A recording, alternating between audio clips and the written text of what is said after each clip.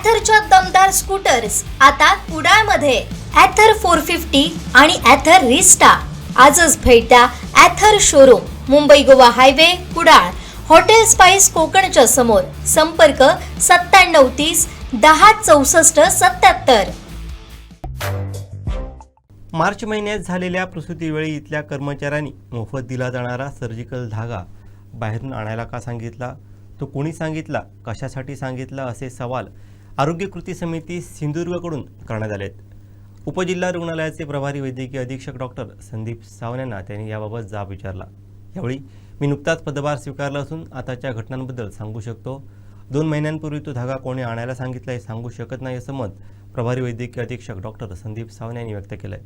यावेळी आरोग्य समस्यांवरून कृती समिती व डॉक्टर यांच्यामध्ये बराच वेळ चर्चा घडली.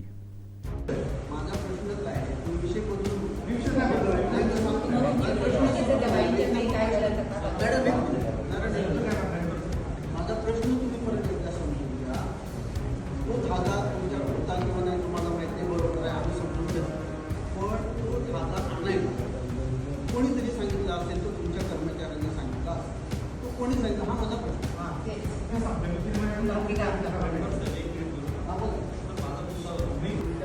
साठा आहे 5 महिन्याची होता, 3 महिन्याची होता आणि मे मध्ये 3 महिन्यापासून तुम्ही हजर झाला ते सांगू का बरोबर. हा जो साठा किती होता आता ते साठा म्हणजे फक्त केवळ आम्हाला भाज्याचा सांगा काय बेसिक जे औषधं प्रमाण सगळ्यांचा साठा आम्हाला नको आहे. बेसिक ह्या गोष्टी आमच्याकडे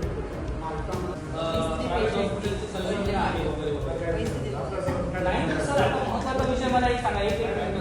आता आपण या हॉलमध्ये बसलोय, तिथे ती प्रायव्हेट हॉस्पिटलची ऍड काय करते पत्रकारांच्या डोक्यावर आहे ती बघा ना. आता मल्टी स्पेशालिटी हॉस्पिटल अहो तुमच्या हॉस्पिटलमध्ये कोण काय लावते सगळ्या शिव्या लावेल चालेल अहो आधी कायच माहिती नाही.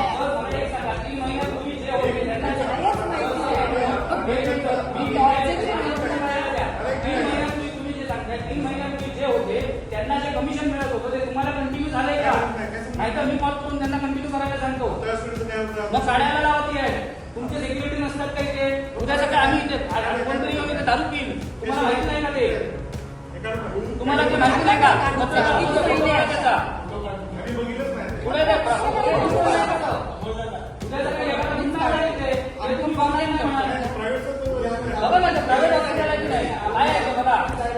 मुलगी झाली मला आणि सावंतवाडी हॉस्पिटल मधनं मला सोनोग्राफीसाठी एका प्रायव्हेट हॉस्पिटलमध्ये पाठवण्यात आलं.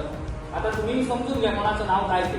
त्या डॉक्टरकडे गेल्यानंतर सोनोग्राफी रिपोर्ट आल्यानंतर डॉक्टरने मला सांगितलं गर्भाचं वजन कमी आहे. 8व्या महिन्यावरची गोष्ट ही. गर्भाचं वजन कमी आहे, पुढच्या ट्रीटमेंटसाठी तुम्हाला कोल्हापूर येथे जावं लागणार आणि पुढची ट्रीटमेंट घ्यावी लागणार, नाहीतर एक 1100 ते 1200 किलो 1100 ते 1200 ग्रॅमचा गर्भ जन्माला येईल. आणि त्यानंतर मी जेव्हा पुन्हा आमच्या दुर्गाटकर डॉक्टरांकडे आलो, दुर्गाटकर डॉक्टरांकडे सगळं चेकिंग केलं, पुन्हा सेकंड ओपिनियन अजून एका डॉक्टरचं घेतलं. त्यावेळी त्यांनी सांगितलं याची काही गरज नाही आहे, तू थांब. आणि त्यानंतर 1 महिन्यात माझी मुलगी 2 किलो 900 ग्रॅमची जन्माला आली. जर त्या डॉक्टरचं मी ऐकलं असतं तर 5 ते 6 लाख रुपये मला खर्च आला असता. ही सर्वसामान्यांची अवस्था आहे आणि तसे पेशंट कोविड पासून 2019 पासून प्रायव्हेट हॉस्पिटलमध्ये कमिशन कोणाला मिळते काय मिळते ते सगळं डिटेल आहे. फक्त स्पष्ट करायला लावणार काय म्हणताय?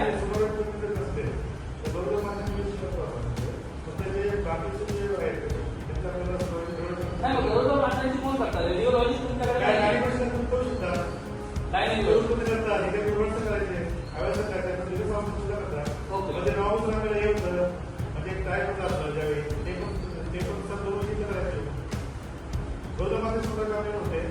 फक्त कसं आहे बाकीचे जे पेशंट आहे त्यांचा आपल्याला रेग्युलेशन आणि गायडन्स लोकांना कळलं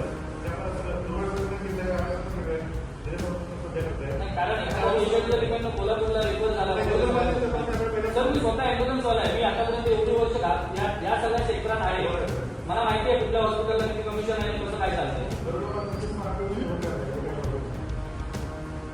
नाही मग निदान असं पुन्हा पुन्हा होऊ नये. सर्वसामान्य नागरिक एखाद्याची महिन्याला 10,000 रुपये उत्पन्न असतं, तो 5-5 6,000 कुठून आणणार आहे सर? मी नरसूबाबू रेडकर, उपजिल्हा रुग्णालय कृती समितीचे अध्यक्ष या नात्याने आज आपले ह्या प्रशासनाचे प्रमुख डॉक्टर सावंत यांच्याशी भेट घेऊन आज चर्चा करण्यासाठी हॉस्पिटलमध्ये आलो होतो. त्यांना इथल्या ज्या सुखसोयी आहेत, त्याच्यानंतर इथली जी मशिनरी आहे या संदर्भात आम्ही त्यांना काही प्रश्न विचारलेले आहेत. त्याचप्रमाणे मार्च महिन्यामध्ये 2 महिलांच्या प्रसूती झालेल्या आहेत आणि त्या प्रसूती करत असताना इथल्या काही कर्मचाऱ्याने त्या महिलांना जो ऑपरेशन करण्यासाठी जो धागा लागतो तो धागा आणायला सांगितलेला आहे. तो धागा कुठच्या कर्मचाऱ्याने आणायला सांगितला, त्या रात्रीला त्या नाईट ड्युटीला कुठचे कर्मचारी होते, त्या कर्मचाऱ्यांची शोध तपास घेऊन आम्हाला त्याची माहिती द्यायला सांगितलेली आहे. ह्या प्रश्न त्यांना विचारला असता त्यांनी सरळ प्रश्नाचं आमच्या उत्तर दिलेलं नाही आणि ह्याची चौकशी आपण करणार नाही, वरिष्ठांकडून आदेश आल्याच्या नंतर चौकशी करू असं आम्हाला त्यांनी उत्तर दिलेलं आहे. त्याचप्रमाणे इथं मुबलक औषध साठा आहे असं म्हणतात, परंतु रुग्णांना औषधं आणायला चिठ्ठ्या लिहून देतात की बाहेरून तुम्ही मेडिकलमधून औषधं घेऊन या म्हणून सांगतात. अशा प्रकारचं इथं वातावरण आहे. आम्हाला असं वाटतं की हे शासकीय रुग्णालय खाजगी रुग्णालयांशी संपर्क साधून शासकीय रुग्णालयाची आपणच कर्मचारी अधिकारी हे बदनामी करतात की काय असा संशय आमच्या मनामध्ये निर्माण झालेला आहे. ह्या प्रश्नाचे उत्तर आताचे जे प्रभारी म्हणून इथं हजर झालेले डॉक्टर सावंत यांच्याकडून सरळ उत्तरं मिळालेले नाही आणि आम्हाला काहीही न सांगता त्या मीटिंगमधून उठून गेलेले आहे. एका अर्थाने त्यांनी आमचा ह्या कृती समितीचा अपमान केलेला आहे. यांच्यावर कठोरातली कठोर कारवाई व्हावी अशी आमची कृती समितीची मागणी आहे. या ठिकाणी जे डॉक्टर ऐवाळे होते ते आता 31 मेला रिटायर झालेले आहेत त्यांच्या नियत वयोमानानुसार. त्यांची सेवा एक्सटेंड करून मिळावी, 2 वर्ष वाढवून मिळावी, ह्यासाठी आम्ही इथले लोकप्रतिनिधी, आमचे लाडके नेते दीपकभाई केसरकर, त्याच्यानंतर इथले आमचे युवराज लखमराजे, त्यानंतर जिल्हा शल्य चिकित्सक डॉक्टर श्रीपाद पाटील यांच्याकडे ह्या संदर्भात आम्ही पाठपुरावा केलेला होता. तसेच आरोग्यमंत्री यांच्याकडे सुद्धा विनंती अर्ज सादर केलेला होता, परंतु आमच्या विनंती अर्जाला ह्या यंत्रणेने अजिबात प्रतिसाद दिलेला नाही आणि आता हे पद रिक्त आहे आणि रिक्त असलेलं प्रभारी माणसाकडे देऊन हा कारभार सांभाळत आहे. जिल्ह्यातील एकूणच आरोग्याच्या यंत्रणेसंदर्भात आम्ही लोकांना हा प्रश्न समजावा आणि जनतेसमोर तो मांडावा म्हणून जिल्हा जनता दरबार असा तो कार्यक्रम आम्ही आयोजित केलेला होता आणि ह्या कार्यक्रमाच्या निमित्ताने तो लोकप्रतिनिधी, प्रशासन यांना तो समजावा आणि त्यामध्ये जर काही त्रुटी असेल तर त्यांनी त्या सुधाराव्यात याच्यासाठी तो प्रयत्न केलेला होता. परंतु त्यानंतर 30 तारीखला पुन्हा परत जिल्ह्यातील जे सगळे डॉक्टर आहेत त्यांना सावंतवाडी येथे बोलून इथल्या यंत्रणेतली ज्या काही अडीअडचणी त्यांच्यासमोर मांडलेल्या होत्या, परंतु आम्हाला त्यांनी आश्वासन दिलेलं आहे शासनाचे संबंधित अधिकारी, प्रशासन आणि लोकप्रतिनिधी यांनी या बाबतीत अद्यापपर्यंत कोणी दखल घेतलेली नाही. त्यामुळे आम्हाला पुन्हा आंदोलन करावं की काय अशी वाटते.